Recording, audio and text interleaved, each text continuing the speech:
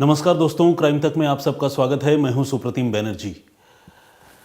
ये कहानी है पश्चिम बंगाल के उत्तर 24 परगना की। कोलकाता से तकरीबन 40 किलोमीटर दूर एक जगह है बारुईपुर, और इस बारुईपुर में एक बहुत ही भयानक वारदात हुआ यूं कि नेवी से तकरीबन 12 साल पहले रिटायर्ड एक शख्स जिसका नाम उज्ज्वल चक्रवर्ती था, उम्र थी 55 साल, वो एक रोज अचानक अपने घर से बिल्कुल रहस्यमयी तरीके से गायब हो गए। और गायब हुए 14 तारीख को, 14 नवंबर को जब वो अपने घर से गायब हुए तो घर वालों ने अपने तौर पर उज्ज्वल चक्रवर्ती को बहुत ढूंढने की कोशिश की। इनके परिवार में इनकी पत्नी 48 साल की श्यामली चक्रवर्ती और 25 साल का एक जवान बेटा जॉय चक्रवर्ती रहते थे। तो कुल मिलाकर 3 लोगों का छोटा सा परिवार था, और हस्बैंड गायब हो चुका था और वाइफ और बेटा जो है उसे ढूंढ रहे थे। तो ढूंढने की काफ़ी कोशिश की लेकिन कोई कामयाबी नहीं मिली। और तब माँ बेटे जो है 14 और 15 नवंबर की दरमियानी रात तकरीबन 3 बजे पास के थाने में बारुईपुर पुलिस स्टेशन में पहुंचे और उन्होंने जाकर अपने पिता के गायब होने की रिपोर्ट लिखवाई। कहने का मतलब ये कि जॉय ने अपने पिता के गायब होने की रिपोर्ट लिखवाई और जॉय की मां भी साथ में थी। पुलिस ने जब इनसे पूछा कि वो इतनी देर आधी रात को अभी आकर रिपोर्ट लिखा रहे हैं, क्या बात है, तो इसका वो कोई बहुत सटीक उत्तर तो नहीं दे सके, लेकिन उन्होंने कहा कि वो सुबह से ही घर नहीं आए हैं और हम उन्हें बहुत तलाश रहे थे, लेकिन जब काफ़ी खोजबीन करने के बाद भी हमें वो नहीं मिले तो हमें लगा कि अब हमें पुलिस में जाकर रिपोर्ट लिखवानी चाहिए। पुलिस ने पूछा कि उनके बारे में कुछ बताइए कि वो कहाँ जा सकते हैं, किससे उनकी दुश्मनी है, क्या है। तो घर वालों ने जो बातें बताई उससे पुलिस का माथा थोड़ा ठनका। श्यामली और जॉय ने पुलिस को ये बताया कि उज्ज्वल जो है वो शराब पीने के आदी थे, घर में हमेशा वो लड़ाई झगड़े किया करते थे, उनका व्यवहार किसी के साथ अच्छा नहीं था और आस पड़ोस के लोग भी, सारे लोग उनको सख्त नापसंद करते थे। अपने पति के बारे में, अपने पापा के बारे में थाने में जो 2 लोग गुमशुदगी की रिपोर्ट लिखवाने पहुंचे थे वो इतनी नेगेटिव बातें कर रहे थे, ये सुनकर पुलिस वाले थोड़े हैरान हो रहे थे। क्योंकि आमतौर पर होता तो यही है कि अगर घर का कोई आदमी गायब हो जाए, अगर मान लीजिए उसमें कोई कमियां या बुराई भी हो, तो इंसान इस तरह के नाजुक मौके पर जो है इतनी शिकायतें नहीं करता। लेकिन यहाँ महिला भी अपने पति की शिकायत कर रही थी और बेटा भी अपने पिता के खिलाफ शिकायतों का पिटारा खोलकर बैठा हुआ था। तो पुलिस ने कहा कि आपको किसी पर शक है तो उनके बारे में बताइए। इन्होंने कहा कि हमें किसी पर शक नहीं है, लेकिन बार बार वो इस बात पर जोर देते रहे कि उज्ज्वल चक्रवर्ती को कोई पसंद नहीं करता था। बहरहाल पुलिस ने उनको ये भरोसा दिया कि ठीक है, फिलहाल आप घर जाइए, रात काफ़ी हो रही है, हम उनको ढूंढने की कोशिश करेंगे। मोबाइल नंबर वगैरह पुलिस ने नोट कर लिया और पुलिस ने मोबाइल नंबर को सर्विलांस पर भी लगाने की कोशिश शुरू की, मतलब उस प्रक्रिया में वो आगे बढ़े। और इसके बाद पुलिस जो है ढूंढती रही अपने तौर पर उज्ज्वल चक्रवर्ती को। 2 से 3 दिन गुजर गए। इन 3 दिनों के दरमियान जो है घर वालों ने पुलिस से दोबारा कोई बातचीत नहीं की, वो अपने हिस्से का काम कर चुके थे, अब पुलिस को ही ढूंढना था। लेकिन 3 दिन गुजरते गुजरते यानी 18 नवंबर को इस मामले में एक मेजर ट्विस्ट आ गया। हुआ यूं कि जो उज्ज्वल चक्रवर्ती अपने घर से गायब हो चुके थे, उनकी लाश का एक हिस्सा उसी बारुईपुर में जहां पर ये रहते थे, उनके घर के पास एक तालाब में तैरता हुआ लोगों को दिखा, लोगों को नजर आया। हालांकि दूर से देखकर तो लोग समझ नहीं पा रहे थे कि लाश किसकी है, लेकिन जब एक डेड बॉडी जैसी चीज पानी में तालाब के बीचों बीच लोगों को तैरती हुई दिखी तो लोगों ने पुलिस को इन्फॉर्म किया। थाने की पुलिस मौके पर पहुंची और पुलिस ने उस डेड बॉडी को बाहर निकलवाया। तो जब बाहर निकलवाया तो पुलिस वाले और आसपास के लोग उसकी हालत देखकर बिल्कुल सिहर उठे। सिहर इसलिए उठे कि लाश की हालत बहुत ख़राब थी और हाथ पांव जो है उस लाश के गायब थे। बिल्कुल ही डिसफिगर्ड, म्यूटिलेटेड बॉडी था जिसको कई टुकड़ों में काटा गया था। और ये तालाब से जो हिस्सा बरामद हो रहा था वो बेसिकली धड़ का हिस्सा था। लेकिन जब पुलिस ने अपने तौर पर उसकी पहचान करने की कोशिश की, आस पड़ोस के लोगों को वो डेड बॉडी दिखाई और उसके बाद जो गायब थे उज्ज्वल चक्रवर्ती, उनके परिवार के लोगों को यानी पत्नी को और बेटे को जब बुलाकर वो दिखाई गई तो सारे लोगों ने उसे फाइनली पहचान लिया कि ये डेड बॉडी जो है उज्ज्वल चक्रवर्ती की ही है, उन्हीं के लाश के ये हिस्से हैं या टुकड़े हैं।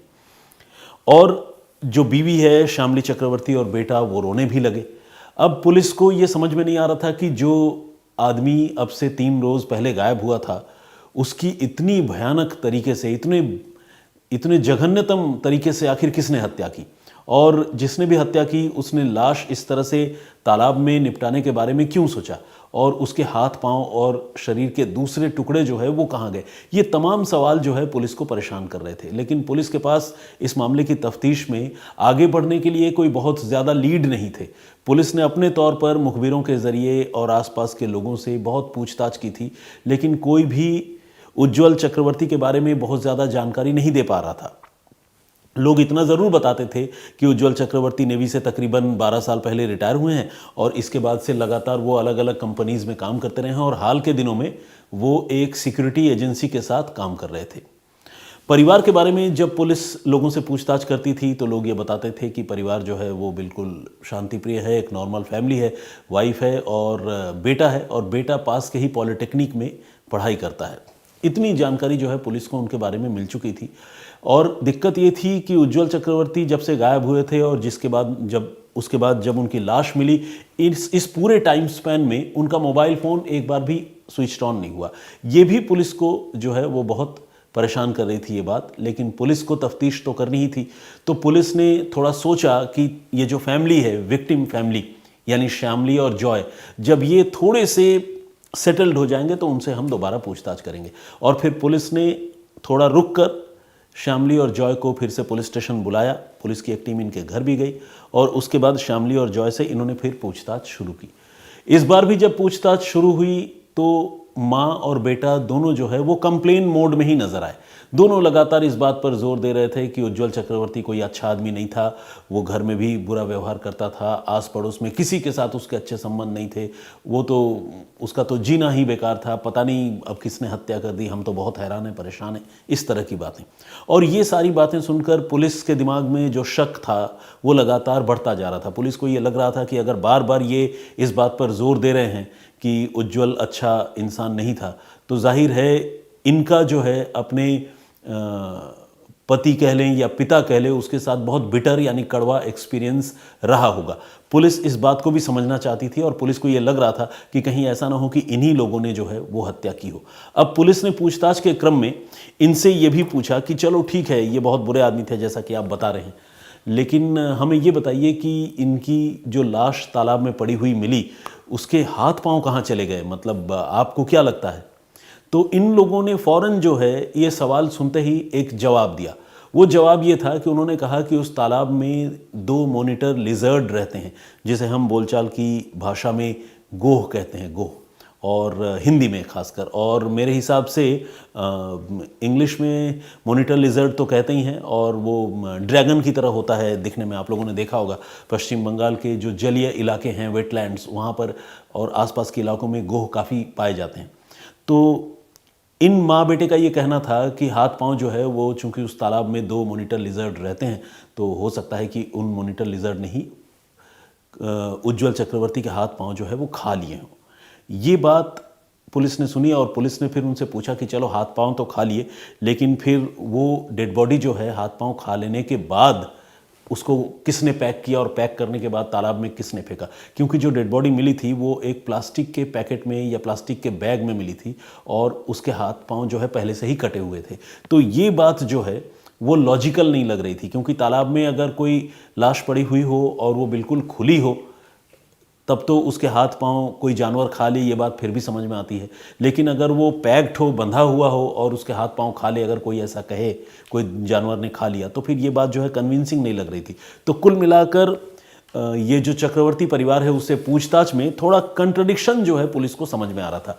और तब पुलिस ने फाइनली ये तय किया कि वो श्यामली से और जॉय से अब सख्ती से पूछताछ करेगी। और इसके बाद पुलिस ने, जिसे कहते हैं कि पूछताछ का अपना तरीका बदला, बोलचाल की भाषा में हम कह सकते हैं कि पुलिस ने गियर बदला। और जैसे ही पुलिस ने गियर बदला तो माँ बेटे ने सच्चाई कबूल कर ली। और वो सच्चाई ये थी कि इन्हीं दोनों ने मिलकर जो है उज्ज्वल चक्रवर्ती की हत्या की थी। लेकिन हत्या तो चलो की ही थी, लेकिन उसके बाद उज्जवल चक्रवर्ती की लाश के तकरीबन 5 से 6 टुकड़े किए थे। और इतनी भयानक तरीके से किसी इंसान के लाश के टुकड़े किया जाना, उसने जो है पूरे बारुईपुर को तो चौंका ही दिया था। अब चौंकने की बारी पुलिस वालों की थी, क्योंकि पुलिस जो है पूछताछ के क्रम में अब वो कहानी जानने और सुनने वाली थी। वो कहानी कुछ यूं है कि ये जो लड़का है जॉय चक्रवर्ती, ये एक पॉलिटेक्निक से पढ़ाई करता है और पढ़ाई करता है कारपेंटरी का, यानी वुडन वर्क जो है वो सीख रहा है, उसका काम सीख रहा है। घर में चूंकि उज्जवल चक्रवर्ती का व्यवहार अच्छा नहीं था और शराब के नशे में वो अक्सर धुत रहता था, नौकरी पर नौकरी वो करता और छोड़ता रहता था, तो घर में अक्सर तनातनी का माहौल बना रहता था। अब एक एग्ज़ाम के लिए जॉय चक्रवर्ती को कुछ दिन बाद चेन्नई जाना था और उसने अपने पिता से, उसको कुछ मदद की उम्मीद थी और उज्जवल चक्रवर्ती से उसने 3,000 रुपये 13 और 14 तारीख के दरमियान जो है 3,000 रुपये मांगे थे। लेकिन इस 3,000 रुपये पर बाप बेटे के बीच में बहुत तीखी नोकझोंक हुई और वो नोकझोंक हद से ज़्यादा आगे बढ़ गई और ये जो जॉय है, जवान लड़का, इसने अपने पिता को ज़ोर से धक्का दे दिया और उसके पिता गिरे और गिरने के बाद उनका सिर दीवार पर लगा। अभी वो वहाँ से रिकवर कर पाते, वापस आ पाते और शायद आगे और लड़ाई होती, लेकिन इससे पहले इसका गुस्सा, इस लड़के का गुस्सा 7वें आसमान पर चला गया और इसने खुद अपने हाथों से ज़मीन पर गिरे अपने पिता का गला घोंट दिया। माँ भी उसी घर में थी, यानी जॉय की माँ उसी घर में थी, उज्जवल की पत्नी श्यामली उसी घर में थी, लेकिन वो तब तक बचाने नहीं आई जब तक कि उज्जवल चक्रवर्ती के प्राण पखेड़ू नहीं उड़ गए।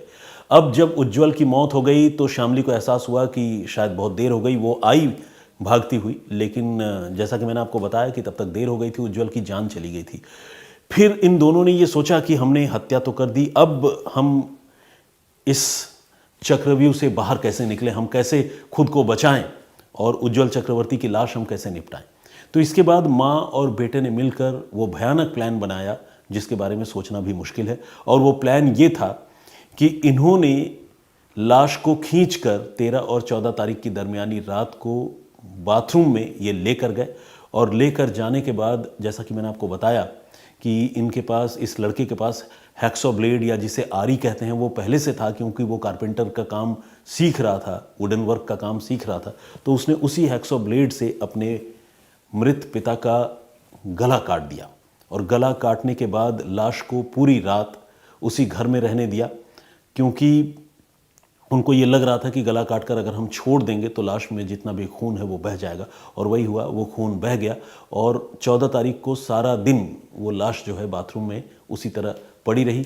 और उसके बाद 14 तारीख की शाम से लेकर इन्होंने उस लाश के टुकड़े करने की शुरुआत की, यानी पत्नी और बेटे ने मिलकर एक शख्स की, उज्जवल चक्रवर्ती के लाश के टुकड़े करने की शुरुआत की। और इस तरह से उन्होंने उस लाश के 5 से 6 टुकड़े किए आरी से काट काट कर, और फिर 4 से 5 किश्तों में वो बेटा जो है जॉय चक्रवर्ती साइकिल पे अपने पिता की लाश के टुकड़े लाद कर बारुईपुर में जहाँ ये रहता है ये परिवार, उसके आसपास के इलाकों में वो फेंकता रहा। तकरीबन 1 किलोमीटर के रेडियस में हाथ पांव अलग अलग झाड़ियों में, जंगलों में, तालाब के पास, ये सारी चीज़ें उन्होंने फेंके। और जो धड़ का हिस्सा है, main portion of that dead body, उसको इन्होंने एक प्लास्टिक के बैग में पैक किया। सारी चीज़ें पैक करके ही फेंक रहे थे और आधी रात को जाकर वो तालाब में फेंक कर आए। और ये उन्होंने काम किया 14 और 15 नवंबर की दरमियानी रात को।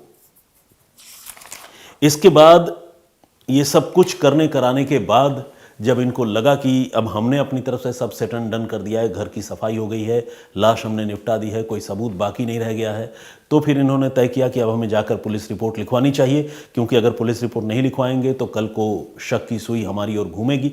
फिर माँ बेटे ने यह तय किया कि वो थाने जाएंगे और उन्होंने उसी 14-15 की दरमियानी रात को तकरीबन 3 साढ़े 3 बजे थाने में जाकर रिपोर्ट लिखवाई। और इसके बाद की कहानी आपको पता है कि रिपोर्ट लिखवाने के बाद पुलिस ने छानबीन शुरू की थी, लेकिन पुलिस को कोई खास लीड नहीं मिली। लेकिन अब जब इनसे सख्ती से पूछताछ हुई तो ये पूरी कहानी बता रहे थे, पूरा राज खोल रहे थे। पुलिस ने इनसे पूछा कि उन्होंने इतने भयानक तरीके से लाश निपटाने के बारे में क्यों सोचा, तो बेटे जॉय ने छूटते ही ये जवाब दिया कि उन्होंने टीवी पर श्रद्धा के मर्डर केस के बारे में सुना था, जिसमें आफ्ताब ने श्रद्धा की लाश के 35 टुकड़े किए थे और 35 टुकड़े करने के बाद जो है उसको अलग अलग जगहों पर फेंका था, तो उन्हें यह आइडिया आया कि अगर वो भी डेड बॉडी को डिसमेंबर्ड कर दें, यानी अलग अलग टुकड़ों में बांट दे, तो उनके लिए लाश को निपटाना आसान हो जाएगा। इसीलिए उसने भी आरी से लाश के टुकड़े करने की शुरुआत की। और ठीक उसी तरह से जिस तरह से आफताब ने बाथरूम में श्रद्धा की लाश के टुकड़े किए थे, इन्होंने भी उज्ज्वल चक्रवर्ती के लाश के टुकड़े बाथरूम में ही किए और 5-6 हिस्सों में उन टुकड़ों को अलग अलग जगहों पर फेंक दिया।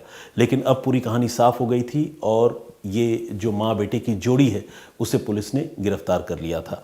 मोटिव बिहाइंड मर्डर वो भी साफ हो चुका था कि घर में अक्सर लड़ाइयाँ होती थी और एक तरफ माँ बेटा और दूसरे तरफ उज्ज्वल चक्रवर्ती अकेले होते थे। और सबसे बड़ी बात ये ट्रिगर पॉइंट जिसे कहते हैं कि 3,000 रुपये देने और न देने के सवाल पर झगड़ा इतना बढ़ा कि उस रोज़ गुस्से में जो है बेटे ने उज्ज्वल चक्रवर्ती का कत्ल कर दिया और उसके बाद लाश कुछ इस तरह से निपटाई। तो ये थी पूरी कहानी, जिसकी सिमिलरिटी कहीं ना कहीं श्रद्धा और आफताब मर्डर केस से जुड़ती है। और इसलिए जुड़ती है क्योंकि लाश निपटाने का जो तरीका है वो हूबहू मिलता है। हालांकि उतने टुकड़े नहीं किए, लेकिन एक बात ये भी है कि इन्होंने श्रद्धा के मर्डर केस को देखने के बाद, जिसे कहते हैं उसके बारे में जानने के बाद, उससे जो है एक आइडिया बोरो किया और उसके बाद लाश निपटाने के बारे में सोचा। तो ये भी एक फैक्टर है जिसकी वजह से मुझे लगा कि मुझे ये कहानी आप सबको आज ज़रूर सुनानी और बतानी चाहिए। तो आज की इस पूरी कहानी में इतना ही, लेकिन अभी हमारी बातचीत का ये सिलसिला कुछ देर तक और चलने वाला है। आपको पता है मैं रोज़ एक सवाल जो काफ़ी कॉम्प्लिकेटेड होता है, कई बार आसान होता है, लेकिन दिलचस्प ज़रूर होता है, वो आपसे पूछता हूँ। तो कल मैंने आप लोगों से एक सवाल पूछा था और मैंने एक शब्द, एक वर्ड आप लोगों को बताया था और पूछा था कि इसका मतलब क्या है, प्लीज़ आप ज़रूर बताएं। और मैंने ये भी कहा था कि ये बहुत चैलेंजिंग होने वाला है आप सबके लिए, शायद आप लोग, ज़्यादातर लोग इसका जवाब न दे पाए, लेकिन मुझे बड़ी खुशी है कि इस चैलेंज को आप लोगों ने स्वीकार किया और बहुत सारे लोगों ने इसका जवाब दिया और सही उत्तर दिया। सिर्फ जवाब ही नहीं दिया, सही जवाब दिया।